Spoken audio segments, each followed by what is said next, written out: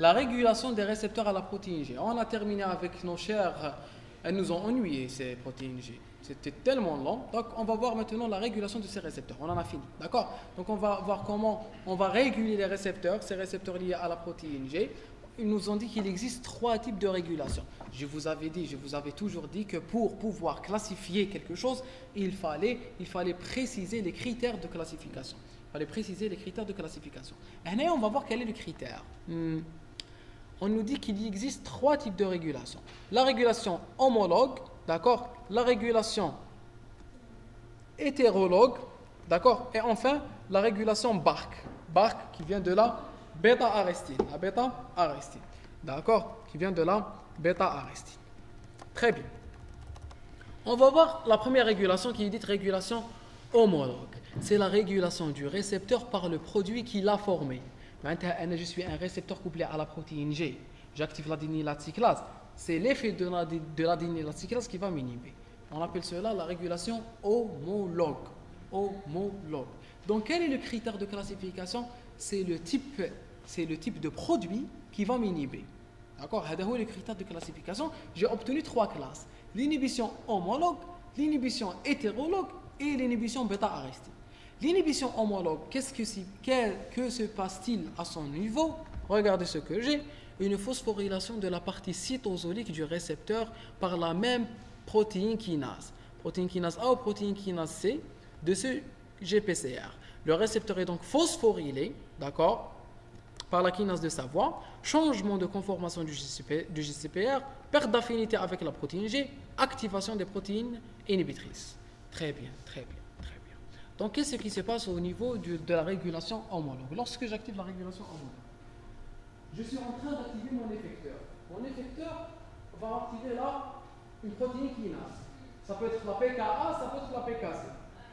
Quand est-ce qu'on a vu l'exemple de la PKA? C'est dans la adénylacyclase. Et quand est-ce qu'on a vu la PKC? C'est dans la phosphorylase bêta. On a vu la phosphorylase. La phosphorylase m'a fait activer la protéine kinase. D'accord? Et là, on a vu la adénylacyclase, et l'adénylacyclase m'avait activé la protéine kinase A. D'accord? La protéine kinase A, elle est responsable d'une phosphorylation. La protéine kinase C, elle est responsable d'une phosphorylation. Ces protéines kinases, elles peuvent aller phosphoryler le récepteur.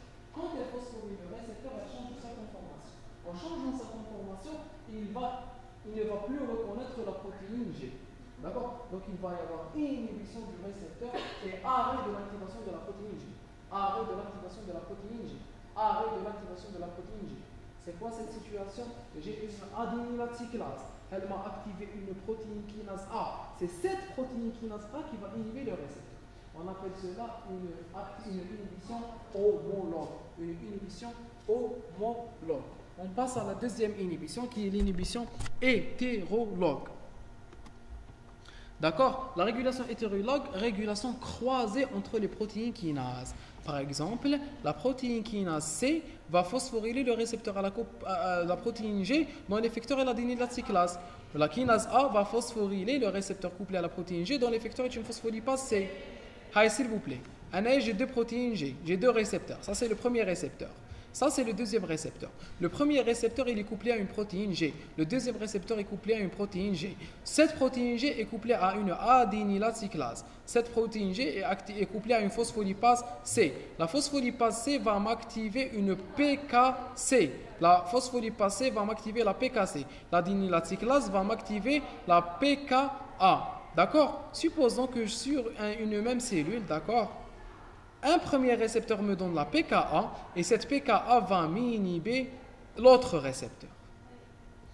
La deuxième voie m'active la PKC et la PKC vient me phosphoryler le premier récepteur. Donc c'est une régulation croisée. C'est une régulation hétérologue. Est-ce que vous avez compris c'est quoi une régulation hétérologue? Une régulation hétérologue, c'est une régulation réalisée par 2 voies différentes sur une même cellule. C'est une régulation réalisée sur 2 voies différentes, entre 2 voies différentes sur la même cellule. Est-ce que c'est clair? Ça vous paraît bizarre? Très bien. J'ai des récepteurs au niveau d'une même cellule. Je peux avoir plusieurs récepteurs. Et ces plusieurs types de récepteurs, ils peuvent avoir plusieurs voies.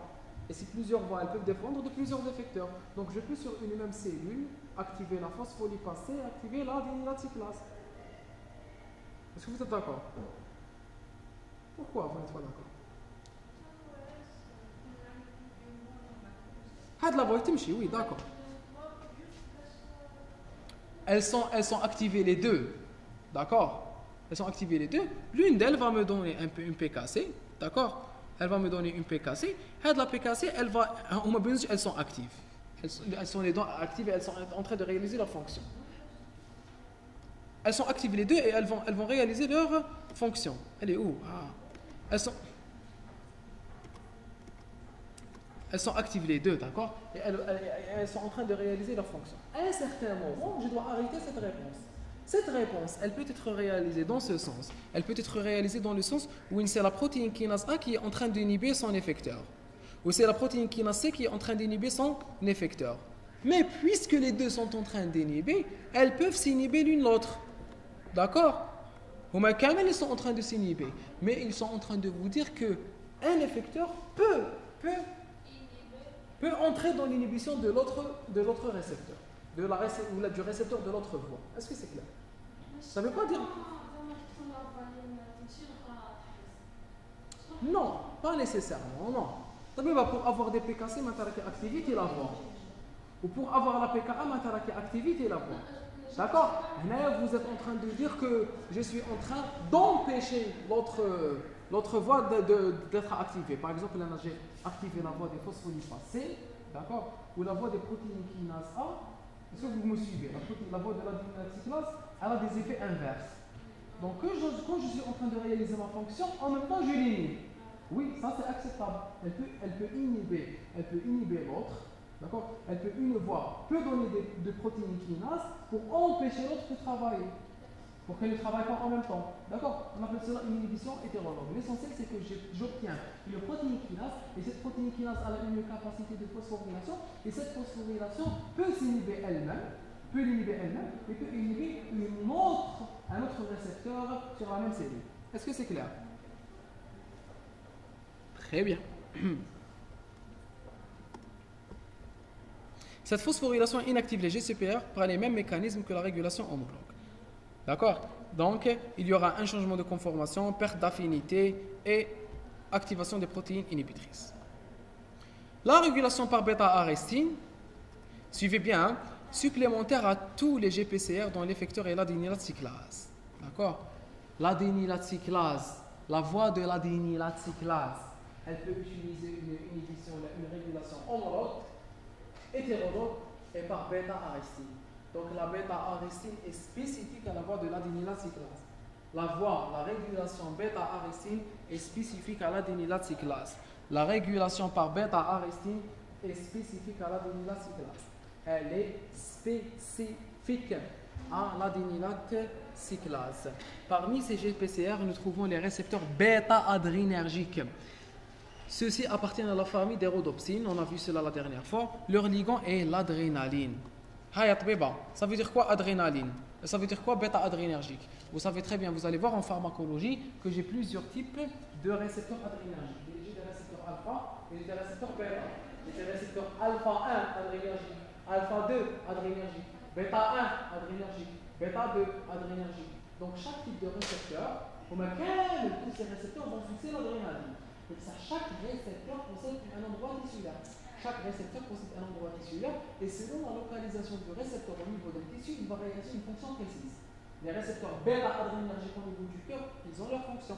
Les récepteurs bêta-adrénergiques au niveau des vaisseaux, ils ont leur fonction. Les récepteurs bêta-adrénergiques au niveau de l'estomac, ils ont leur fonction. Donc chaque type de récepteur possède un type de tissu et il va réaliser sa fonction fait. Il y a phosphorylation du récepteur dans sa partie cytosolique, dans un site différent des kinases A ou C, par l'enzyme bêta-adrénergique récepteur kinase. J'ai une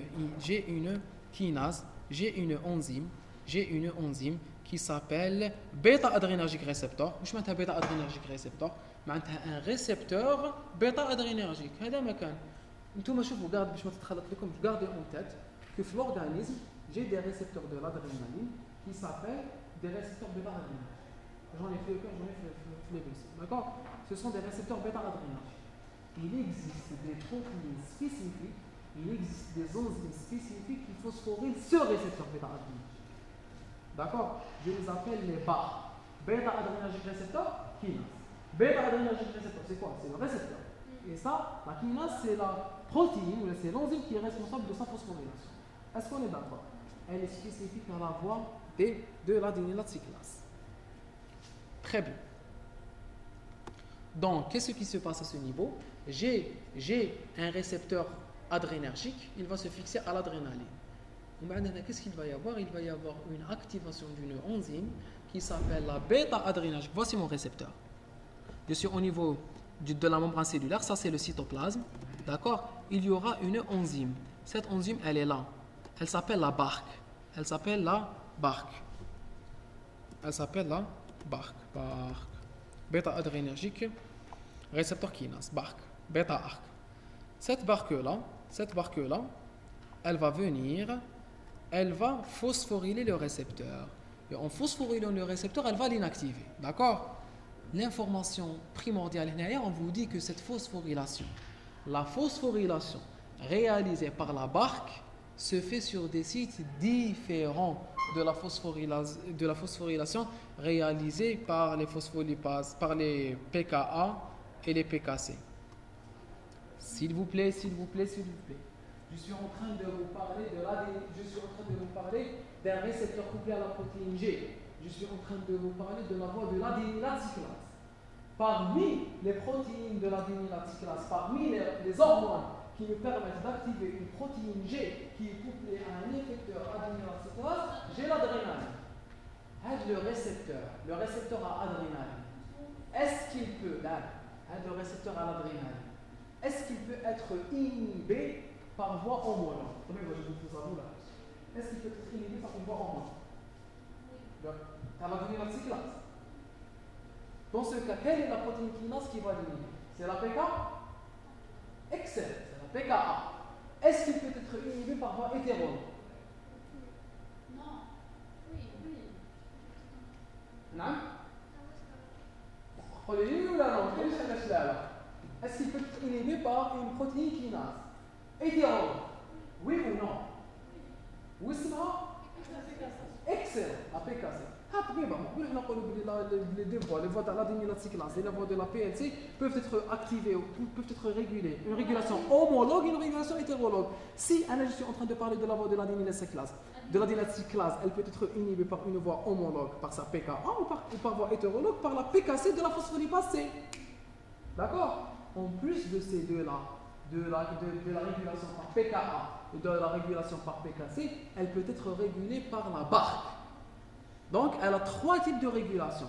La régulation par BARC, la régulation par pKa et la régulation par pKc. On nous dit que la phosphorylation par la BARC se fait sur des sites différents des deux premiers sites.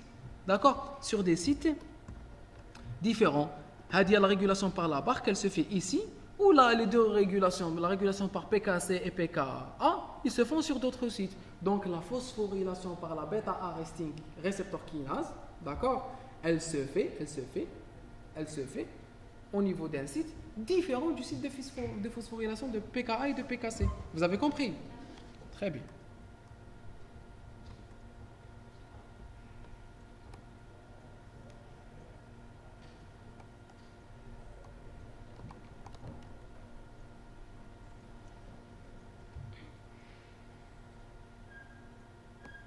Cette enzyme phosphoryle le GPCR. Cette enzyme phosphoryle le GPCR après son activation par le ligand. Elle reconnaît donc la conformation active de GPCR. Bien sûr, sa fonction c'est l'inhibition. Donc elle va prendre le GPCR actif et elle va l'inhiber. Phosphorylation, fixation d'une arrestine, d'accord?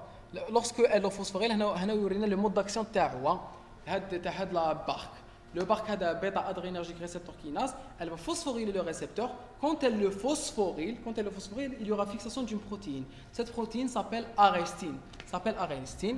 Elle se fixe sur la partie cytosolique du récepteur bêta-adrénergique. La bêta-arrestine est une molécule inhibitrice dont la liaison avec le récepteur phosphorylé change la conformation et la rend active. Donc la bêta-arrestine, quand elle se fixe sur le récepteur, elle s'active. Quand elle devient active, qu'est-ce qu'elle va faire? Elle va changer la conformation du GPCR pour empêcher son interaction avec la protéine G. Il y aura une endocytose du GPCR. Allez. il faut les faire. D'accord? Haya, suivez, s'il vous plaît. S'il vous plaît, s'il vous plaît. Est-ce que vous avez compris la régulation homologue? Vous avez compris la régulation hétérologue? Très bien. Donc là, on est en train de parler de la régulation Bark.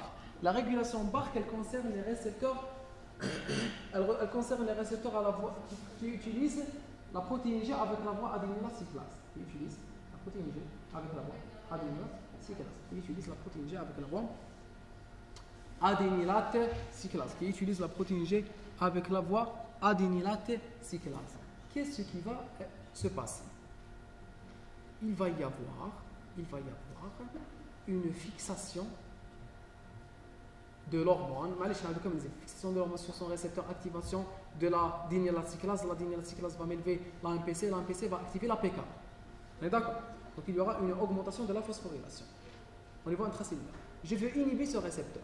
Je peux l'inhiber soit par la PKA qui va le phosphoryler, soit par un effet hétérologue par la PKC qui viendra le phosphoryler. D'accord? Très bien.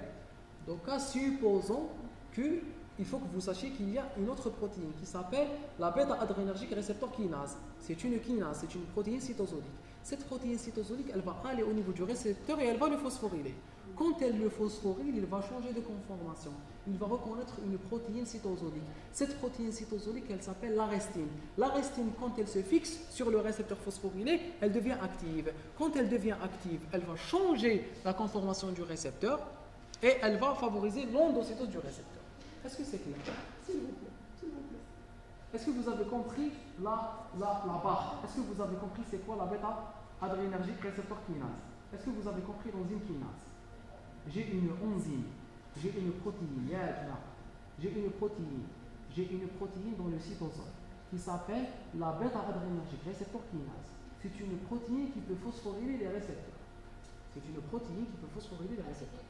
D'accord?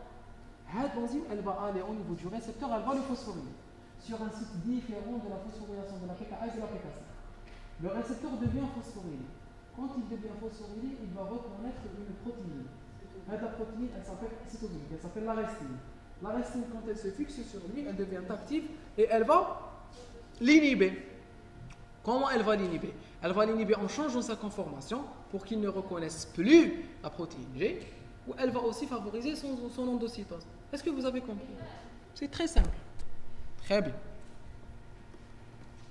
Toutes ces régulations sont regroupées sous les termes de désensibilisation. Quand je régule un récepteur, je suis en train de le désensibiliser. La désensibilisation est obligatoire, c'est un moyen de contrôle. Elle protège la cellule d'une activité répétée ou prolongée. La désensibilisation fait intervenir les protéines à activité sérine-thréonine kinase.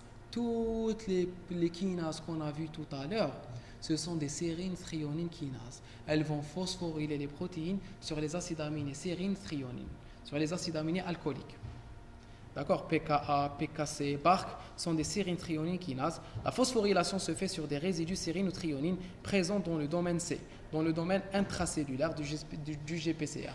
Maintenant, le GPCR, dans sa partie intracellulaire, il possède des acides aminés de type sérine thréonine que ces PKC, PKA et BARC vont phosphoryler. On a terminé avec la régulation de notre protéine G. Donc on a terminé avec la protéine G. La protéine G est un des types de moyens de communication entre un récepteur et son effecteur. Nous avions vu la dernière fois ce qu'est la signalisation, ce qu'est une hormone et quel est l'effet d'une hormone sur sa cellule. L'hormone, pour donner sa réponse cellulaire, elle doit passer par la transduction. La transduction est la transformation d'un message extracellulaire en un message intracellulaire. Ce message intracellulaire doit passer par des effecteurs. On avait dit qu'il y avait plusieurs types d'effecteurs. On est en train de parler des hormones transmembranaires, des hormones hydrosolubles qui vont se fixer sur des récepteurs transmembranaires. Ce n'est pas des hormones qui vont se fixer sur des récepteurs intracellulaires. On va les laisser pour la prochaine fois, Inch'Allah. Donc ces récepteurs, ces hormones vont se fixer sur des récepteurs membranaires. En s'y fixant, ils vont réaliser une transduction. La transduction va activer un effecteur. On a étudié aujourd'hui deux effecteurs, l'adénylate cyclase et la phospholipase C. On a vu les différents effecteurs et quelles sont les réponses cellulaires qui dépendent de l'activation de l'adénylate cyclase et de la phospholipase C. On avait dit que la que l'adénylate cyclase était responsable de l'augmentation de la concentration de la MPC cytosolique qui était responsable de l'activation de la PKA et que la PKA allait réaliser, il y aura une activation de la PKA et cette PKA allait être adressée pour réaliser ces messages de phosphorylation. On avait aussi vu que la phospholipase C était responsable de la dégradation du PIP2 en DAG et en IP3. L'IP3 allait se diriger au niveau des calciosomes. Une fois fixé, il allait libérer le calcium. L'augmentation du calcium allait réaliser une augmentation de sa concentration et sa fixation au niveau de la calmoduline. Calmoduline plus calcium, elle allait activer des protéines kinases calcicalmoduline dépendantes. L'IP3 allait aussi augmenter la quantité de calcium cytoplasmique. L'augmentation de calcium cytoplasmique allait permettre la fixation du calcium au niveau de la PKC. La PKC qui était libre dans le cytoplasme, une fois qu'elle est fixée, le calcium, elle pouvait être adressée au niveau membranaire. Au niveau de la membrane plasmique, elle allait rencontrer la DAG. Quand elle rencontre la DAG, elle devient active et elle réalise ses fonctions. Et c'est pour cela qu'on a dit que la phospholipase C, son activation, elle donnait deux chemins de phosphorylation. Un chemin qui dépend de la PKC et un chemin qui dépend de la calcicalmoduline kinase. Calcicalmoduline kinase. On a enfin terminé par la régulation des différentes voies. On avait dit que la voie de la protéine kinase A et de la voie de l'adénylate cyclase, on avait dit que la voie de l'adénylate cyclase et la voie de la phospholipase C pouvaient être régulées par différents moyens de régulation. Il existait un moyen de régulation homologue où c'est la protéine kinase elle-même qui va phosphoryler son récepteur sur un résidu intracellulaire sérine thréonine. Et il peut y avoir une régulation hétérologue où c'est la protéine kinase, d'une voie qui va inhiber le récepteur d'une autre voie en le phosphorylant sur un résidu sérine thréonine, comme la PKC peut faire pour le récepteur de l'adénylate cyclase ou la PKA peut faire pour le récepteur de l'adénylate cyclase. PKC pour adénylate cyclase et PKA pour phospholipase C. Et on a enfin parlé de l'inhibition bêta-arrestine. On avait dit qu'il y avait une enzyme à l'intérieur du cytoplasme. Cette voie de régulation était spécifique à la voie adénylate cyclase. Il y avait une protéine intracytoplasmique qui s'appelait bêta-adrénergic receptor kinase. C'était une protéine responsable de phosphorylation. Cette protéine de phosphorylation pouvait aller phosphoryler le récepteur couplé à la protéine G dans l'effecteur et l'adénylate cyclase. En l'activant, elle va le phosphoryler. Étant phosphorylé, il peut fixer une protéine cytosolique. Cette protéine cytosolique s'appelle l'arrestine. Et la fixation de l'arrestine sur le récepteur va l'activer. Une fois activée, l'arrestine va favoriser l'endocytose de ce récepteur ou bien son changement de conformation. Et le changement de conformation de ce récepteur va l'inhiber. Et on a terminé avec la protéine G. Je vous remercie. Saha aidkoum. ونتلاقاو la prochaine fois, Inch'Allah. Merci.